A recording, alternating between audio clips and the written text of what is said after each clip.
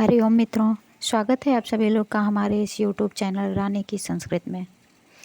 आज हम शुरू कर रहे हैं पीजीटी प्रवक्ता की परीक्षा संस्कृत विषय में, जो कि 2021 18 अगस्त को हो चुका है पेपर। आज हम उसका डिस्कशन करेंगे और पुनः 2025 में होने वाली है परीक्षा 16 अक्टूबर को, तो उसकी तैयारी हेतु हम पुराने पेपर को देखेंगे। इसके पहले जो परीक्षा हुई थी 2021 में, उसे हम आज देखेंगे। तो इसमें पहला प्रश्न है, कर्मवाच्ये परिवर्तयतु सा बालिका अजाम नयति। यह जो वाक्य है एक, सा बालिका अजाम नयते, इसको कर्मवाच्य में परिवर्तित करना है। तो कर्मवाच्य में क्या होता है, कर्मवाच्य रहेगा तो कर्म में प्रथमा लगेगा। तो इसमें कर्म क्या है, सा बालिका अजाम नयति, जो अजा है यह कर्म है, तो उस अजा शब्द में प्रथमा लगा देंगे, उसको कर्ता में परिवर्तित करेंगे। तो और जो कर्ता है उसमें तृतीया विभक्ति लग जाएगी, कर्म में प्रथमा लग जाएगी और परस्मैपदी धातु में आत्मनेपदी लग जाएगा। तो तया बालिकया अजा नियते, तया बालिकया यहाँ तृतीया लगा और अजाम जो कर्म था, कर्म में प्रथमा लग जाएगा। जब इसे हम कर्मवाच्य में करेंगे तो कर्म में प्रथमा लग जाएगा। तया बालिकया अजा नीयते। दूसरा प्रश्न है, वयम फलानि खादामः, हम सभी फल को खाते हैं। तो इसका भी हमें कर्मवाच्य में परिवर्तन करना है। तो कर्मवाच्य में परिवर्तन करेंगे तो कर्म में प्रथमा रहेगा। फल शब्द प्रथमा और द्वितीया दोनों में समान रूप चलता है। तो यहाँ जो वयम फलानि है तो उस वाले फलानि में कर्म लगा है, कर्म द्वितीय बहुवचन, और अस्माभि फलानि इसमें प्रथमा बहुवचन है। अस्माभि हम लोगों के द्वारा, फलानि खाद्यन्ते फल खाए जाते हैं। तीसरा प्रश्न है, दरिद्रस्य किम शून्यम, गृहम शून्यम, क्षेत्रम शून्यम, सर्वम शून्यम के उपवनम शून्यम। दरिद्रस्य सर्वम शून्यम, यह मृच्छकटिकम की पंक्ति है जिसे सूत्रधार कहता है। मृच्छकटिके वसंतसेनायाः दर्शनम सर्वप्रथमं कस्मिन् अंके भवति। मृच्छकटिक में वसंत सेना का दर्शन सर्वप्रथम किस अंक में होता है। तो यहाँ आप देखेंगे मृच्छकटिकम का जो आरंभ होता है उसमें भागती हुई वसंत सेना से ही इससे प्रकरण का आरंभ होता है। वसंत सेना भाग रही होती है, उसी के पीछे विट, चेट और सकार उसका पीछा करते हैं रात्रि के समय में। यहीं से प्रकरण का आरंभ हो जाता है। और इस मृच्छकटिकम, यह जो प्रकरण ग्रंथ है, इसके लिए एक मूवी है उत्सव जिसका नाम है। इस मूवी को आप देखेंगे तो पूरी की पूरी कहानी जो इस प्रकरण ग्रंथ में है वही कहानी इस मूवी में भी है। तो आप इसे देख लीजिएगा, उत्सव मूवी, जिससे कि आपको कथानक याद रहेगा।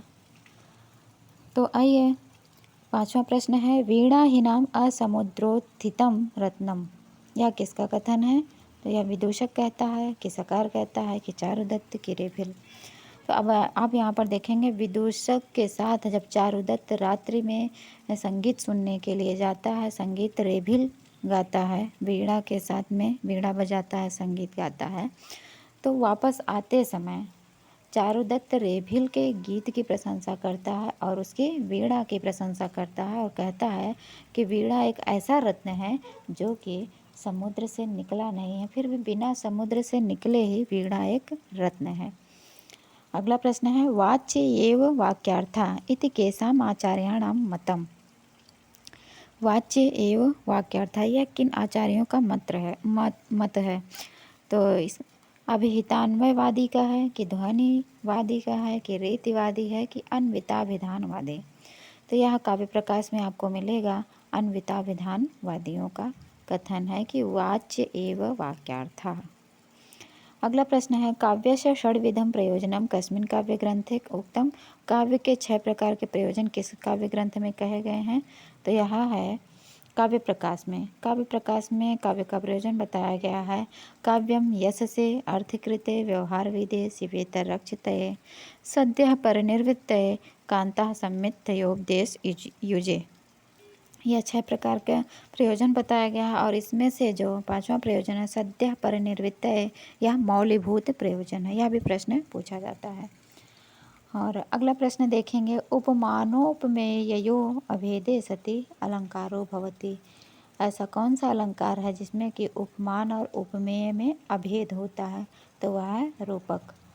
रूपक अलंकार में उपमान और उपमेय में अभेद दिखाई देता है और यदि भेद दिखाई दे तो वह उपमा अलंकार हो जाएगा।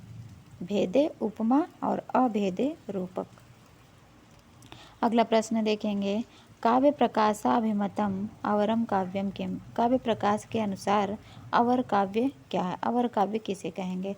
तो काव्य प्रकाशकार मम्मट कहते हैं कि व्यंग्य रहितम काव्यम अवरम। जिस काव्य में व्यंग्य नहीं है, व्यंजना नहीं है, वह अवर काव्य कहलाता है, उसे अवर काव्य कहेंगे। अगला प्रश्न है, पृथुकार्थ स्वर पात्रम भूषित निःशेष परिजनम देव विलसत्करेणु गहनम संप्रति सम आवयो सदनम। इस श्लोक में कौन सा अलंकार है? तो इस श्लोक में श्लेष अलंकार है। इसको हम भंग करके देखेंगे तो एक बार करेंगे पृथुक और दूसरी बार करेंगे पृथु। तो जब पृथु करेंगे तो कार्तस्वर, कार्तस्वर का अर्थ हो जाएगा सुवर्ण, और जब पृथुक करेंगे तो आर्तस्वर, आर्तस्वर हो जाएगा कि दुख भरे स्वर, पीड़ा भरे स्वर।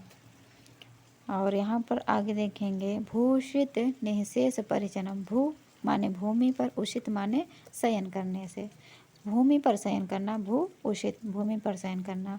और इसका दूसरा अर्थ देखेंगे, भूषित मतलब विभूषित।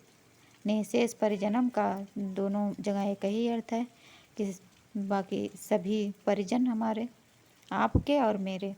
यहाँ पर एक सेवक एक राजा से कह रहा है कि आपके परिजन और मेरे परिजन दोनों भू उषित हैं। मेरे परिजन भूमि पर सोने वाले हैं और आपके परिजन विभूषित हैं। आपके घर में क्या है? पृथु कार्तस्वर पात्रम। आपके घर में सोने के पात्र हैं, उसकी आवाज़ आ रही है, सोने के बर्तनों की आवाज़ आ रही है। और मेरे घर में पृथुक आर्तस्वर, छोटे बच्चों के रोने की आवाज़ आ रही है। विलसत का रेणु गहनम। मेरे घर में विलसत के माने चूहे, रेणु माने धूल। चूहे जो खोद देते हैं, धूल निकलती है। चूहों के धूल से मेरा घर भरा हुआ और आपका घर विलसत का रेणु गहनम, हाथियों के रेड़ से आपका घर भरा हुआ है। इस तरह से आपका और मेरा घर दोनों का समान है शब्द की दृष्टि से। तो यहाँ पर श्लेष अलंकार है। अतिशयोक्ति अलंकार से लक्षणमस्ति। अतिशयोक्ति अलंकार का लक्षण सिद्धत्व अध्यवसायस्य, यह अतिशयोक्ति अलंकार का लक्षण है। साहित्य दर्पणानुसारम लक्षणाया की अंतर्भेदा अशीति भेदा। और काव्य प्रकाश के अनुसार लक्षणा के 6 भेद हैं, 6 भेद हैं। काव्य प्रकाश से उपकृतम बहुतत्र किमुच्यते सुजनता प्रतिता भवता परम इति श्लोके निर्दिष्टम। यह किसका उदाहरण है? किस ध्वनि का? तो अत्यंत तिरस्कृत वाच्य ध्वनि का उदाहरण है।